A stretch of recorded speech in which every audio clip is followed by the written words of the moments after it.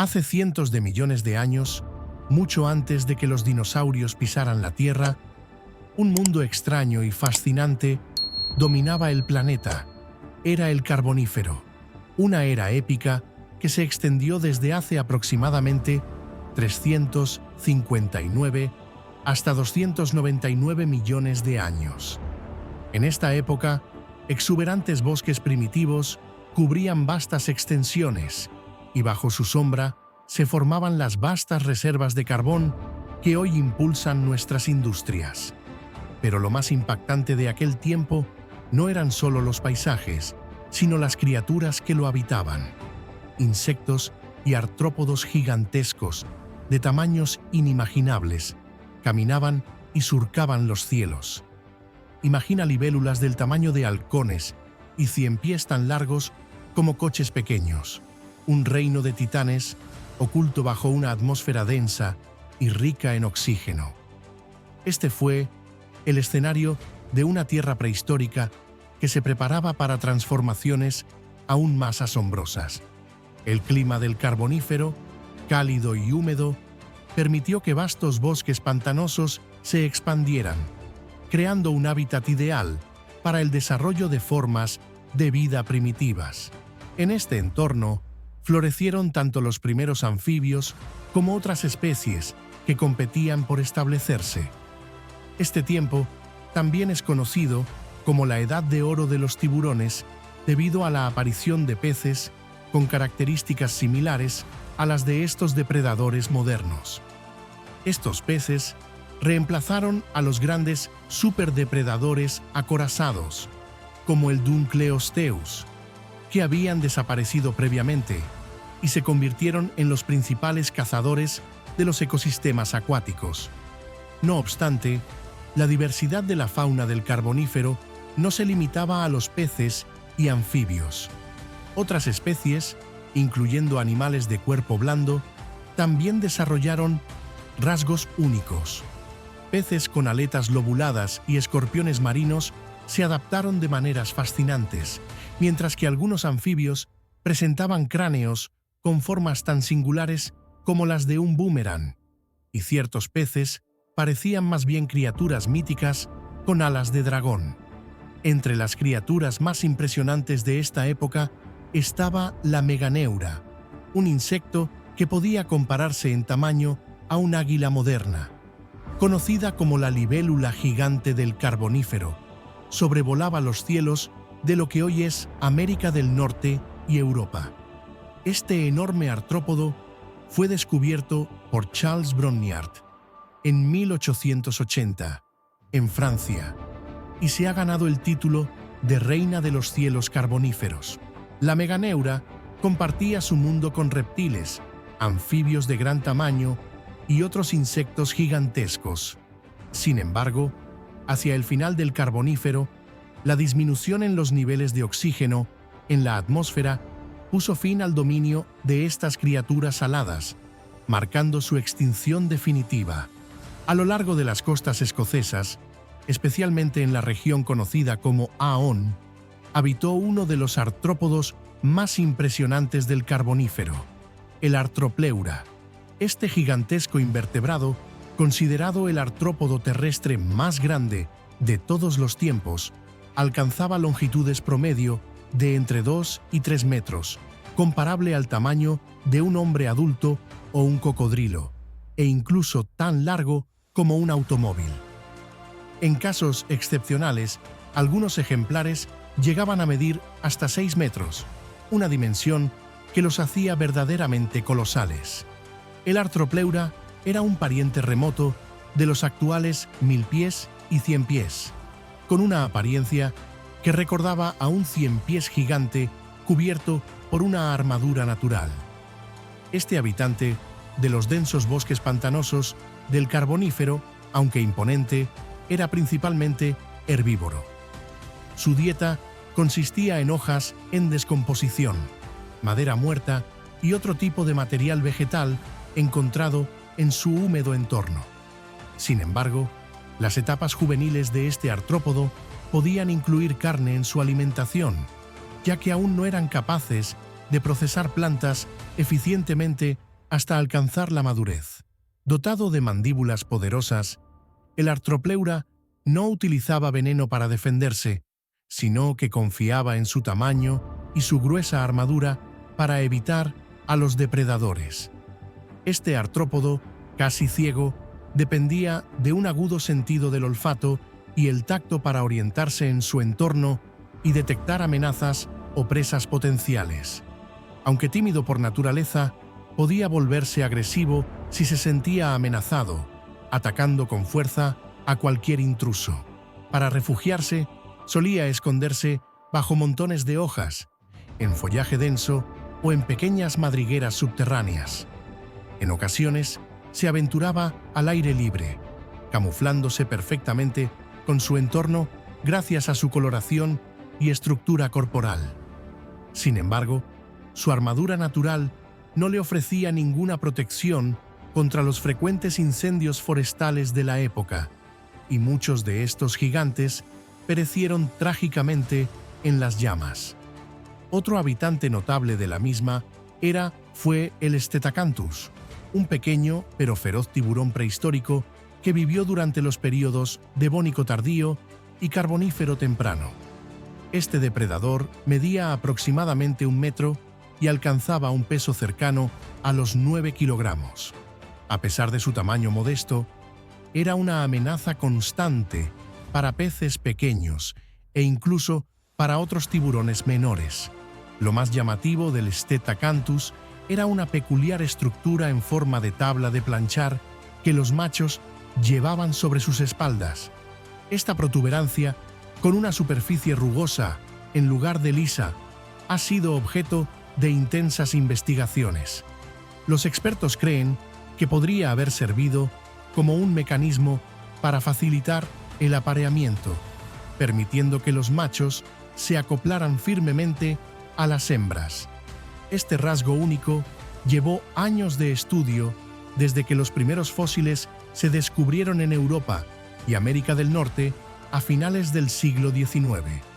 Inicialmente se pensaba que era un tipo de aleta, pero no fue hasta la década de 1970 que se confirmó su verdadera función. Aunque no era el nadador más rápido, el Stetacanthus era un cazador versátil. Su dentadura única sugiere que se alimentaba principalmente en el fondo marino, aunque no dudaba en perseguir presas lentas cuando tenía la oportunidad. Por último, el Orthacanthus, cuyo nombre significa espina recta, fue un pez de agua dulce de gran tamaño que vivió desde finales del Carbonífero hasta inicios del Pérmico, hace entre 315 y 275 millones de años. Este género, que incluye 12 especies conocidas, se encontraba en áreas como Texas hace aproximadamente 280 millones de años, compartiendo su hábitat con diversas criaturas emblemáticas de la época. Las madrigueras de Megaracne eran similares a las de las arañas trampilla y torreta que conocemos hoy, pero con algunas variaciones únicas. Además de construir sus típicas telarañas orbiculares, Megaracne tejía líneas trampa de seda alrededor de su guarida, capaces de detectar las vibraciones de sus presas cercanas. Una vez que detectaba a un posible alimento, la araña se lanzaba rápidamente a emboscarla, persiguiéndola con agilidad. Tras capturar a su víctima, la arrastraba de vuelta a su madriguera, donde inyectaba jugos digestivos que disolvían a la presa, comenzando por el interior y consumiendo la comida líquida resultante. Vivir en cuevas, sin embargo, conllevaba riesgos, especialmente debido a las frecuentes inundaciones causadas por el aumento de las aguas durante el Carbonífero. Cuando las lluvias y las inundaciones arrasaban sus hogares, las Megaracne supervivientes se veían obligadas a construir nuevas madrigueras o aventurarse al aire libre en busca de refugio. Estas arañas, solitarias y extremadamente territoriales, no compartían sus hogares con otras de su especie. Como resultado, las Megaracne errantes se volvían vulnerables a los depredadores más grandes que habitaban el ecosistema del Carbonífero. A pesar de estas dificultades, la megaracne logró ser un depredador formidable y muy exitoso en su entorno. Otra criatura interesante de la época era el Tuli-monstrum, conocido como el monstruo de Tuli. Este extraño organismo de cuerpo blando vivió hace unos 307 millones de años en las aguas poco profundas de un ambiente tropical. Los fósiles de esta criatura fueron descubiertos en los yacimientos de Mason Creek, en Illinois, Estados Unidos. El Tuli-monstrum alcanzaba una longitud de aproximadamente 35 centímetros y tenía una apariencia peculiar, con ojos pedunculados, similares a los de un caracol, un cuerpo alargado como el de un calamar y un par de aletas verticales en su parte trasera. Además, poseía una probóscide larga y equipada con unos 16 dientes pequeños y afilados, 8 en cada mandíbula. Los científicos especulan que este apéndice especial le permitía sondear el barro en busca de alimento, lo que le permitía alimentarse tanto de organismos vivos como de materia en descomposición. La clasificación del Tuli-monstrum sigue siendo un misterio, ya que los expertos aún no han determinado si se trata de un molusco, un vertebrado primitivo o un gusano no clasificado. Algunos investigadores sugieren que podría ser un vertebrado debido a la presencia de lo que parece ser una columna vertebral primitiva en algunos fósiles. Estos mismos fósiles también han revelado estructuras internas que parecen sacos branquiales. Además, un estudio realizado con análisis láser no destructivos de los tejidos fosilizados ha permitido descubrir que las estructuras del Tuli-monstrum estaban compuestas por proteínas, lo que ofrece una pista más sobre la naturaleza de este enigmático organismo. La composición proteica encontrada en los fósiles del Tuli-monstrum proporciona un respaldo considerable a la teoría de que este organismo podría haber sido un vertebrado. Sin embargo, algunos científicos sostienen la idea de que el Tuli-monstrum era un invertebrado, destacando las dificultades de probar la existencia de una columna vertebral. Los fósiles disponibles provienen principalmente de rocas marinas, lo que favorece la preservación de tejidos blandos, dejando escasa evidencia de estructuras internas. Además, los resultados obtenidos mediante estudios láser de los tejidos fosilizados podrían no ser completamente confiables, ya que no todos los tipos de tejidos pueden ser analizados de manera precisa con esta técnica. También se ha observado que en los fósiles de Tuli-monstrum no se han encontrado cápsulas óticas, que son estructuras asociadas al equilibrio, ni una línea lateral, un sistema sensorial que permite detectar movimientos, presión y vibraciones en el agua. Estas características son comunes en todos los vertebrados acuáticos, lo que añade incertidumbre a la clasificación de Tuli-monstrum como vertebrado. Por otro lado, el Edestus, una especie de pez gigante similar a un tiburón, vagaba por las aguas entre 313 y 307 millones de años atrás, en regiones que hoy corresponden a los Estados Unidos, Rusia y el Reino Unido. Se estima que la especie más grande, del Edestus, alcanzaba longitudes superiores a los 6 metros 70 centímetros, basándose en el tamaño de su cráneo y las paredes de sus dientes fosilizados. Las paredes de los dientes superiores podían llegar hasta 30 centímetros de largo, mientras que las de los dientes inferiores alcanzaban hasta 43 centímetros. La disposición de los dientes del Edestus en la boca del animal le dio el apodo de tiburón de dientes de tijera. Cada pared de sus dientes tenía hasta 12 puntas dentadas que crecían en la parte posterior y se desplazaban gradualmente hacia el frente para ser expulsadas al final de su ciclo de vida. Las paredes de los dientes inferiores eran más curvas que las superiores. Muchos científicos creen que el Edestus utilizaba sus mandíbulas con este diseño único para cortar peces más pequeños y criaturas de cuerpo blando. Aunque no se han encontrado fósiles completos del cuerpo de Edestus, algunos estudios sugieren que sus mandíbulas funcionaban con un mecanismo de 2 engranajes, permitiendo un movimiento hacia adelante y hacia atrás similar a un sistema de siembra. Los investigadores, al estudiar los fósiles de sus parientes cercanos, han inferido que el Edestus probablemente tenía una forma corporal similar a la de un gran tiburón blanco. En esta época fascinante, existió una criatura que habitaba los antiguos ecosistemas terrestres, el Pulmonas corpus. Este gigantesco artrópodo, cuyo nombre evoca su semejanza con los escorpiones modernos, destacaba por su imponente tamaño y su estructura corporal especializada. Los primeros indicios de su existencia fueron descubiertos en el este de Inglaterra, pero no fue hasta 1994, tras una revisión detallada de los fósiles hallados en la cantera de Kirkton, en Escocia, que los científicos pudieron confirmar la similitud anatómica entre este colosal depredador del Carbonífero y los escorpiones actuales. Entre los especímenes completos encontrados, algunos medían alrededor de 28 centímetros, casi un pie de largo. Sin embargo, el descubrimiento del disco de un gran espécimen fragmentario llevó a los científicos a estimar que algunos de estos antiguos escorpiones alcanzaron una longitud impresionante de 71 centímetros, más de 2 pies.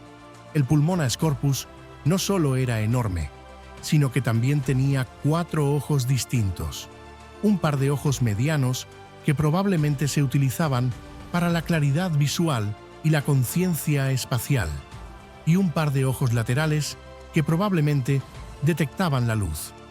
Esta combinación de ojos le dio al Pulmonas corpus una ventaja significativa para detectar depredadores y presas. A diferencia de los escorpiones modernos que habitan en selvas, bosques, desiertos y montañas, el Pulmonas corpus vivía en pantanos. Los científicos creen que este escorpión gigante era carnívoro y se alimentaba de artrópodos, anfibios y reptiles primitivos más pequeños. Probablemente usaba sus garras delanteras y su cola, similares a las de los escorpiones actuales, para sujetar a sus presas e inyectar veneno a través de su aguijón antes de consumirlas. Otro gigante volador era el Megatypus.